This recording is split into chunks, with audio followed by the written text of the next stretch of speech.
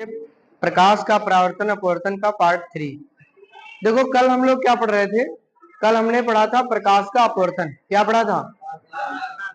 क्या है परिभाषा प्रकाश के अपवर्तन की? जब कोई प्रकाश की किरण किसी एक समांगी माध्यम से दूसरे समांगी माध्यम में प्रवेश करती है तो वह अपने मार्ग से कुछ विचलित हो जाती है। इस घटना को प्रकाश का अपवर्तन कहते हैं। जिसमें हमने दो केस भी बताए थे। यदि कोई प्रकाश की किरण सघन माध्यम से विरल माध्यम में जाएगी तो वह विलंब से दूर हट जाएगी, और यदि कोई प्रकाश की किरण विरल माध्यम से सघन माध्यम में जाएगी तो वह विलंब की ओर झुक जाएगी, ठीक, या मुड़ जाएगी। बस यही दो थे। और अपवर्तन के नियम भी पढ़े थे। पहला नियम क्या था? आपतित किरण, अपवर्तित किरण तथा विलंब तीनों एक ही बिंदु पर स्थित होते हैं, है ना। दूसरा नियम क्या था? किसी भी किरण के लिए आपतन कोण कीजिए साइन आई तथा अपवर्तन कोण कीजिए साइन आर का अनुपात एक नियतांक के बराबर होता है। इसे स्नेल का नियम भी कहते हैं। यानी अगर स्नेल का नियम पूछा जाएगा अलग से तो भी यही परिभाषा लिखना है। सूत्र याद रखना, साइन आई बटे साइन आर बराबर स्मॉल एन, एच नहीं एन, ठीक। चलो आज हम लोग पढ़ेंगे प्रतिबिंब, फिर अगले उसमें पढ़ेंगे अपवर्तनांक, ठीक, जो अपवर्तनांक कल बता रहे थे। आज पढ़ेंगे प्रतिबिंब यानी कि इमेज। क्या पढ़ना है? इमेज। देखो प्रतिबिंब क्या होता है? जब कोई प्रकाश की किरण, है ना, जब किसी बिंदु वस्तु से चलने वाली प्रकाश की किरणें परावर्तन के बाद दर्पण में, मैंने दर्पण होगा तो परावर्तित होंगी किरणें, और अगर लेंस होगा तो अपवर्तित होंगी। तो यदि किसी बिंदु वस्तु से चलने वाली प्रकाश की किरणें परावर्तन के बाद दर्पण में तथा अपवर्तन के बाद लेंस में जिस किसी दूसरे बिंदु पर मिलती हुई प्रतीत होती हैं या वास्तव में मिलती हैं तो उस दूसरे बिंदु को पहले बिंदु का क्या कहते हैं? प्रतिबिंब कहते हैं। समझ गए? अच्छा, जैसे हम लोग क्या है? वस्तु, समझ गए। और हमारा आपका जो दर्पण यानी शीशे में बनेगा वो क्या बनेगा? प्रतिबिंब बनेगा। अगर धूप खुली है ना, अगर सूरज इस साइड है तो प्रतिबिंब इस साइड बनेगा, तो वो भी क्या बनेगा? छाया, यानी कि प्रतिबिंब ही उसको बोलेंगे, इमेज बोलेंगे। तो प्रतिबिंब में लिखो जब प्रकाश की किरणें, या ऐसे लिख लो किसी बिंदु वस्तु से चलने वाली, ऐसे लिख लो किसी बिंदु वस्तु से चलने वाली प्रकाश की किरणें, लिखो किसी बिंदु वस्तु से चलने वाली प्रकाश की किरणें, चलने वाली प्रकाश की किरणें, किसी बिंदु वस्तु से चलने वाली प्रकाश की किरणें परावर्तन के बाद, परावर्तन किसमें होगा? परावर्तन किसमें होगा? दर्पण में। परावर्तन किसमें होगा? दर्पण में, ठीक। परावर्तन के बाद दर्पण में तथा अपवर्तन के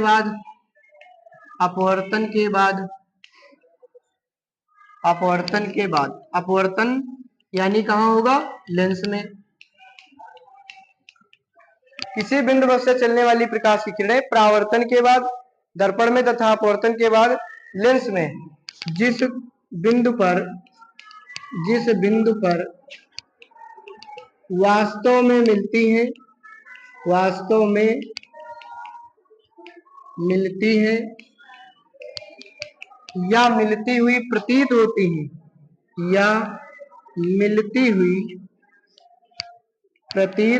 हैं,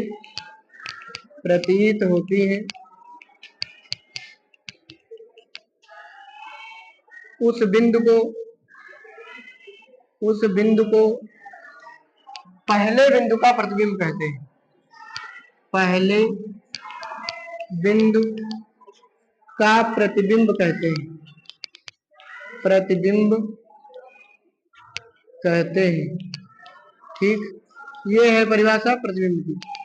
किसी बिंदु वस्तु से चलने वाली प्रकाश की किरणें परावर्तन के बाद दर्पण में, जैसे कोई दर्पण होगा, शीशा होगा तो उसमें पॉलिश लगी होगी तो उसमें होगा परावर्तन। जैसे ये कोई वस्तु है तो इसमें जाएंगी मुख्य अक्ष के समांतर प्रकाश की किरणें, तो वो कहां से होकर जाएंगी? मुख्य फोकस से, ठीक। और अगर कोई मुख्य फोकस से जाएगी तो वो कहां से निकल जाएगी? मुख्य अक्ष के समांतर। तो जहां पे काटेंगी ये दोनों रेखाएं वहां पे प्रतिबिंब का निर्माण होगा, अभी आगे समझाएंगे। तो ये जो बना ये वास्तव में मिल रहा है, ये वास्तविक प्रतिबिंब हो गया।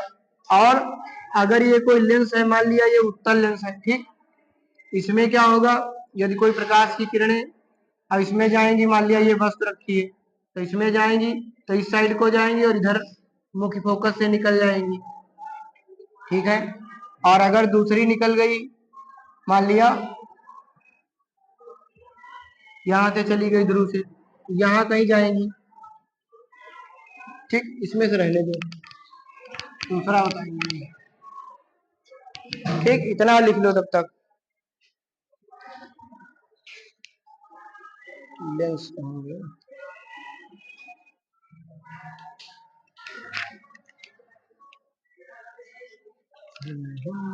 रोक दे, रोक दिया। यहाँ पे लेंस में देखेंगे, ठीक, जैसे ये कोई उत्तल लेंस हो गया, इसमें हम लोग देख रहे थे, जैसे मान लिया यहाँ फोकस है, इसके बीच में कोई वस्तु रखी, एक जाएगी मुख्य अक्ष के समांतर, मुख्य फोकस से निकल जाएगी, ठीक, एक यहाँ से निकल जाएगी ऐसे, लेकिन इधर तो मिलेंगी नहीं, इधर तो कभी मिलेंगी नहीं, तो अगर इधर मिलती तो वास्तविक प्रतिबिंब होता, यहाँ तो मिलेंगी नहीं, सीधे चली जाएंगी, तो फिर इसको क्या करेंगे हम लोग, पीछे की तरफ बढ़ाएंगे और ये दोनों रेखाएं जहाँ पे काटेंगी, तो यहाँ पे ये जो बनेगा ये आभासी प्रतिबिंब होगा, ये वास्तव में नहीं मिल रही, ये डॉटेड लाइन के साथ मिल रही, तो ये आभासी प्रतिबिंब होगा। आभासी प्रतिबिंब सदैव सीधा होता है, वास्तविक प्रतिबिंब सदैव उल्टा होता है, ये ध्यान रखना, ठीक, रोक दो, ठीक, रोक दो। हाँ? उजैल कहाँ देख रहा है तुम्हें, ठीक भैया। अब हम लोग पढ़ रहे थे प्रतिबिंब, तो प्रतिबिंब की परिभाषा समझ में आ गई।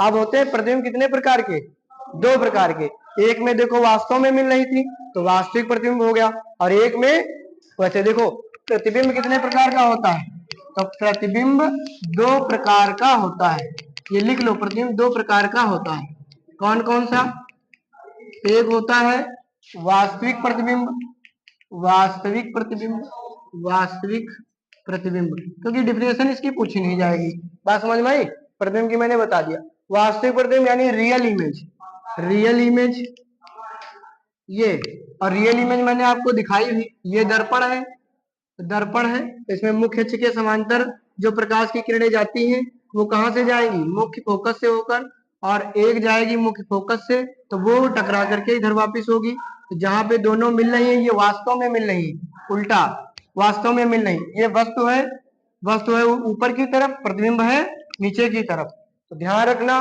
वास्तविक प्रतिबिंब जो होगा वो सदैव कैसा होगा, उल्टा होगा, कैसा होगा, उल्टा, याद रखना, जो प्रतिबिंब वास्तविक होगा माने रियल होगा और वो कैसा होगा, उल्टा होगा, और इसे पर्दे पर प्राप्त किया जा सकता है, जो गांव में पर्दे चलते हैं देखा होगा, या टीवी या कुछ भी, तो पर्दे पर प्राप्त किया जा सकता है, यानी पर्दे पर प्राप्त किया जा सकता है, ठीक।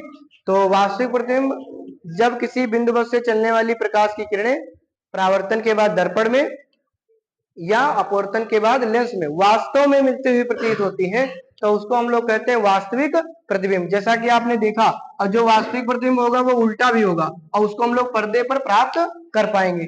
और जो आभासी प्रतिबिंब होगा दूसरा वाला कैसा प्रतिबिंब होगा, आभासी प्रतिबिंब, आभासी प्रतिबिंब का मतलब होता है वर्चुअल इमेज, वर्चुअल,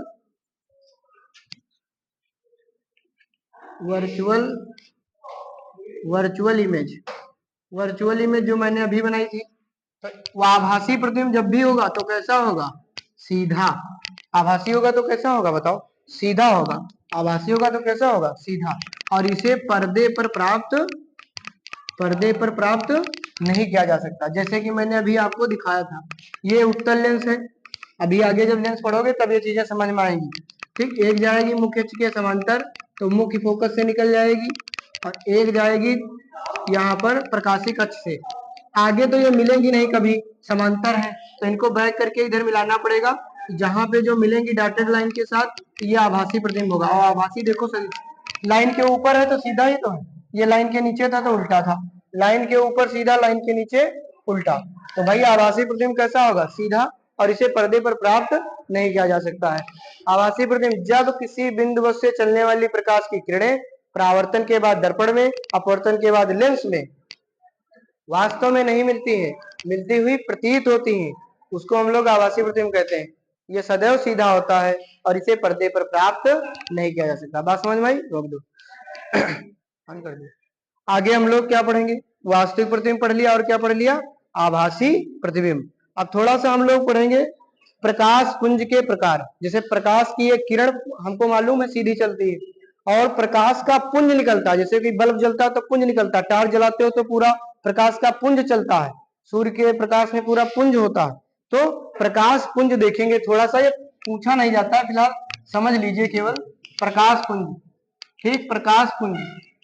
तो ये प्रकाश पुंज तीन प्रकार का होता है। एक होता है समांतर, कैसा होगा? समांतर पैरेलल होगा, माने इस तरीके से अगर सीधी सीधी रेखाएं जा रही हैं तो इसको हम लोग क्या बोलेंगे? समांतर किरण पुंज। क्या बोलेंगे? समांतर किरण पुंज। और अगर हम प्रकाश की किरणों को किसी उत्तल लेंस से निकाल देंगे, उत्तल लेंस से निकाल दें तो क्या होगा? उत्तल लेंस होता है अभिसारी लेंस, तो ये प्रकाश की किरणों को एक बिंदु पर मोड़ देता है, एक बिंदु पर मोड़ देता है। तो इसको हम लोग बोल देंगे क्या? अभिसारी किरण पुंज। क्या बोलेंगे? अभिसारी किरण पुंज। अभिसारी किरण पुंज, ये अभिसारी किरण पुंज है। और ये था समांतर किरण पुंज। ठीक, समांतर किरण पुंज सीधी जाती है समांतर किरण पुंज। अगर सभी प्रकाश किरणों को एक जगह मोड़ दिया जाता है तो वो अभिसारी किरण पुंज। जैसे आपके ज्योमेट्री बॉक्स में क्या होता है? एक उत्तल लेंस होता है, आपने देखा होगा, गोल गोल करके होता है, तो उसमें सूर्य की प्रकाश डालते हैं बच्चे तो एक जगह आ जाता है, एक जगह आ जाता है तो वहां से जल उठता है कागज या फिर माचिस की तीली जो भी है, तो वो ये वाला वही तो लेंस है, समझ गया कि नहीं? तो वो क्या करता है? एक जगह पर मोड़ देता है। और तीसरा कौन सा? अपसारी। कैसा वाला? अपसारी किरण पुंज। अपसारी किरण पुंज कैसा होता है? ये फैला देता है, ये क्या कर देता है? अगर अवतल लेंस है, कौन सा लेंस है? अवतल लेंस, तो ये सभी प्रकाश किरणों को क्या कर देगा? बताओ, ये फैला देगा। ये क्या करेगा? फैला देगा, ऐसे फैला देगा। ठीक, ये प्रकाश किरणों को क्या कर देगा? बताओ, फैला देगा। तो इसको बोलेंगे अपसारी किरण पुंज। अपसारी का मतलब क्या होता है? प्रकाश को फैलाना, समझे? जैसे गाड़ी की मान लिया कोई भी हेडलाइट, ऐसा मतलब रोड लाइट वगैरह जो रोड पे लगी होती है, उसमें क्या होता है? एक लगी होती है मरकरी वगैरह है तो पूरे में प्रकाश फैल जाता है, नहीं? तो वो वाला हो गया ये। तो तीन प्रकार का प्रकाश पुंज, समांतर किरण पुंज, अभिसारी किरण पुंज और अपसारी किरण पुंज। ठीक, ये परीक्षा में नहीं आएगा, फिलहाल मैंने तुमको जानकारी के लिए बताया है। अब हम लोग आगे पढ़ेंगे दर्पण। ये यहां से आप लोगों को पढ़ना है आगे। दर्पण लिख लो, हेडिंग डालो दर्पण। क्या डालोगे? दर्पण, ये पढ़ना है। और दर्पण से पहले एक चीज पढ़ लो। चलो पहले दर्पण ही पढ़ लेंगे। ठीक, यहाँ पे पढ़ लेंगे दर्पण। मिरर, क्या पढ़ेंगे? मिरर यानी कि दर्पण। ठीक, आप पूछो दर्पण क्या होता है, बोलो। तो कोई चिकना पालिशदार किया हुआ पृष्ठ जिस पर हम लोग प्रकाश डालेंगे तो अधिकांश भाग उसी माध्यम में वापस लौट जाएगा, तो उसको हम लोग दर्पण कहेंगे। क्या कहेंगे? दर्पण कहेंगे। ठीक, वह चिकना एवं पालिशदार तल जिस पर पड़ने वाले प्रकाश का अधिकांश भाग किसी निश्चित दिशा में परावर्तित हो जाता है, दर्पण कहलाता है। ठीक, दर्पण की परिभाषा आएगी नहीं, बात समझ रहे हो? दर्पण की परिभाषा नहीं आएगी, फिलहाल मैंने तुमको बता दिया। चिकना और पालिश किया हुआ पृष्ठ, जैसे चिकना होना, जैसे आपके घर में अपना शीशा देखते हो, दर्पण देखो, तो वो चिकना होता है कि नहीं होता है? और उसके पीछे पालिश भी होती है। पालिश नहीं हो तो दिखेगा चेहरा? नहीं दिखेगा। तो वह चिकना एवं पालिश किया हुआ पृष्ठ जिस पर पड़ने वाला प्रकाश किसी एक मतलब किसी एक तरफ क्या हो जाता है, उसका अधिकांश भाग जो है परावर्तित हो जाता है, तो उसको हम लोग क्या कहते हैं? दर्पण कहते हैं। और दर्पण कितने प्रकार के होते हैं ये देखो, तीन प्रकार के। समतल दर्पण, उत्तल दर्पण और अवतल दर्पण, तीन प्रकार के दर्पण होते हैं, ये हम लोग देखेंगे। ठीक,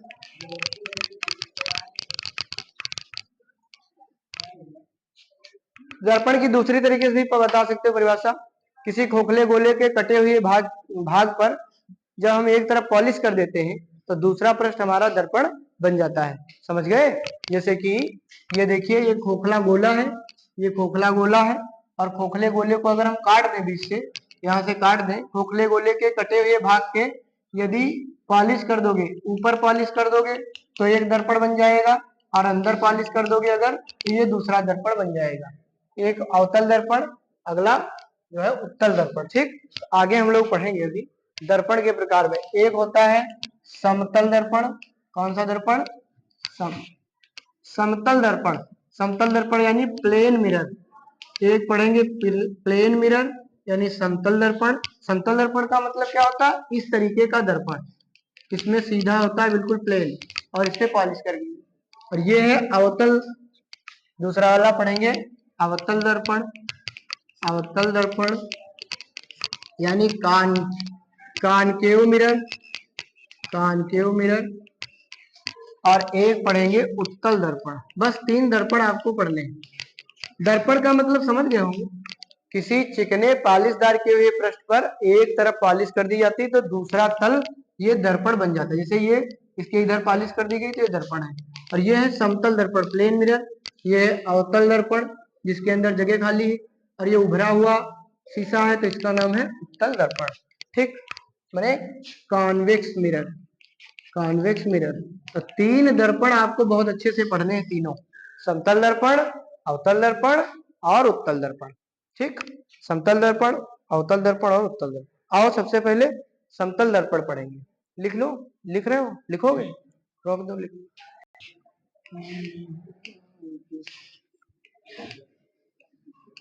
समतल दर्पण प्लेन मिरर। देखो समतल दर्पण आपके सामने बना है। समतल दर्पण कैसे बनेगा? समतल दर्पण कैसे बनेगा? कांच की एक समतल प्लेट लेनी है। कांच की एक चिकनी चिकनी तो होती है कांच की, समतल प्लेट लेनी है। इसके एक तरफ कलई कर देना है। कलई या पॉलिश बोला जाता है, पॉलिश कर देना है। एक तरफ जब पॉलिश कर दोगे तो एक तरफ क्या बन जाएगा? दर्पण बन जाएगा। और इसी दर्पण का नाम है समतल दर्पण। समतल दर्पण की खासियत देखो क्या क्या है। तो इसमें यही चीज लिखेंगे, थ्योरी नहीं लिखेंगे समतल दर्पण की। समतल दर्पण की थ्योरी यही है कि कांच की समतल प्लेट लेकर के उसके एक पृष्ठ पर पॉलिश कर दे तो दूसरा पृष्ठ परावर्तक तल बन जाता है। जिधर हम चेहरा अपना देखते हैं उसको हम लोग बोलते हैं समतल दर्पण। ठीक, ये नहीं आएगा। तो इसमें खासियत देखो क्या क्या है। इसमें खासियत यह है कि समतल दर्पण कैसा बनाएगा? सदैव सीधा प्रतिबिंब बनाएगा। कैसा बनाएगा? सदैव सीधा, ऑलवेज, सदैव सीधा एवं। और जो सीधा बनता है वो कैसा बनता है? आभासी। अभी पढ़ाया, जो वास्तविक होता है वो उल्टा होगा और जो सीधा होगा वो मतलब आभासी होगा। सदैव सीधा एवं आभासी प्रतिबिंब बनाता है। कैसा प्रतिबिंब बनाता है? आभासी प्रतिबिंब बनाएगा। सदैव सीधा। देखो जैसे ये वाला, ये हो गई वस्तु आपकी। ठीक, तो यहाँ पर प्रतिबिंब बनेगा। ठीक, यहाँ पे क्या बनेगा? प्रतिबिंब ये आपका बन जाएगा। तो सदैव सीधा बनेगा और आभासी बनेगा। दूसरी चीज, जितनी बड़ी वस्तु होगी उतना बड़ा ही प्रतिबिंब बनेगा। बात को समझो, जितनी बड़ी वस्तु होगी उतना बड़ा ही। ये नहीं कि मतलब हो इतने दुबले पतले से और शीशे के सामने खड़े होकर मोटे दिख रहे हो, है ना, वैसा नहीं। या फिर पतले दिख रहे हो, ऐसा नहीं। नहीं, कहीं कहीं जाते होगे तो देखते होगे शीशा, उसमें देखोगे तो बड़ा दिखता है, मोटा। तो ये क्या है? इसमें जितनी ऊंचाई का होगा, जैसे मान लिया h मीटर का, तो ये भी कितना बनेगा? h मीटर का। माने समान ऊंचाई का प्रतिबिंब बनता है। समान ऊंचाई का प्रतिबिंब बनता है इसमें। इसमें क्या होता है? समान ऊंचाई का प्रतिबिंब बनता है। दूसरी बात हो गई। पहली बात सदैव सीधा बनेगा, आभासी बनेगा। दूसरी चीज समान ऊंचाई का, सेम हाइट का बनेगा। तीसरी बात, जितनी दूरी पर दर्पण से खड़े होंगे, मान लिया x मीटर की दूरी पर, तो x मीटर की ही दूरी पर प्रतिबिंब बनेगा। ये नहीं कि आप दूर खड़े हो प्रतिबिंब पास में। आप जितना दूर हटेंगे दर्पण से, दर्पण भी आपसे उतना ही पीछे चला जाएगा। जितना आप दर्पण के करीब आएंगे वो मतलब जो प्रतिबिंब है वो भी करीब आएगा। आप उसमें अपनी नाक रगड़ देंगे तो वो भी नाक रगड़ देगा। आप ऐसे हाथ रख देंगे वो हाथ रख देगा। तो मतलब यहाँ पे क्या लिखोगे कि दर्पण से समान दूरी पर बनता है। दर्पण से समान दूरी पर बनता है। समान दूरी पर बनता है। ये हो गया तीसरा पॉइंट। बात समझ में आई? सीधा बनेगा तो आभासी होगा ही होगा, समान हाइट का बनेगा और बराबर दूरी पर बनेगा। अगली चीज इसमें यह है कि इसमें एक चीज उल्टा होती है। अब वो क्या है? आधा शरीर उल्टा दिखाई देगा। आधा शरीर कैसा दिखाई देगा? उल्टा। यानी आप जब दायां हाथ उस पर रखेंगे तो वो अपना बायां हाथ रखेगा। आप अपनी दाईं आंख उससे लड़ाएंगे तो वो आपसे बाईं आंख लड़ाएगा। समझ गए कि नहीं? आपका दायां कान तो उसका बायां कान, आपका दायां पैर तो उसका बायां पैर। शीशे में चेक करना, जब आप ऐसे रखोगे तो वो उधर को मुड़ा होगा ना, पार्श्वता उल्टा होगा। क्या यहाँ लिखोगे? लेटरल इन्वर्जन होगा, यानी जो प्रतिबिंब होगा, प्रतिबिंब पार्श्वतः उल्टा होगा, पार्श्वतः उल्टा होगा। लेटरल इन्वर्जन होगा, लेटरल इन्वर्जन, लेटरल इन्वर्जन, ठीक। पार्श्वतः उल्टा होगा, प्रतिबिंब कैसा उल्टा होगा? आधा शरीर उल्टा होगा उसका, इधर से। समझ गए? और जितनी बड़ी वस्तु होगी और उतना बड़ा ही प्रतिबिंब बनेगा, तो इसका मतलब इसका आवर्धन भी कितना होगा? +1। ये परीक्षा में पूछा गया था। इसका आवर्धन, अभी आगे हम लोग आवर्धन पढ़ेंगे कि आवर्धन क्या होता है। फिलहाल मैं बता देता हूँ, आवर्धन यानी मैग्निफिकेशन, वस्तु प्रतिबिंब की लंबाई और वस्तु की लंबाई के अनुपात को आवर्धन कहते हैं। और आवर्धन कितना होगा? +1। कितना होगा? ये पूछा गया था परीक्षा में कि समतल दर्पण का आवर्धन +1 होता है, क्यों? या समतल दर्पण का आवर्धन कितना होता है? तो +1। और क्यों होता है तो ये बता देना है। जितनी बड़ी वस्तु होती है उतना बड़ा प्रतिबिंब होगा। ठीक है, आगे हम लोग नेक्स्ट पार्ट में अवतल दर्पण और उत्तल दर्पण को विस्तार पूर्वक पढ़ेंगे। धन्यवाद।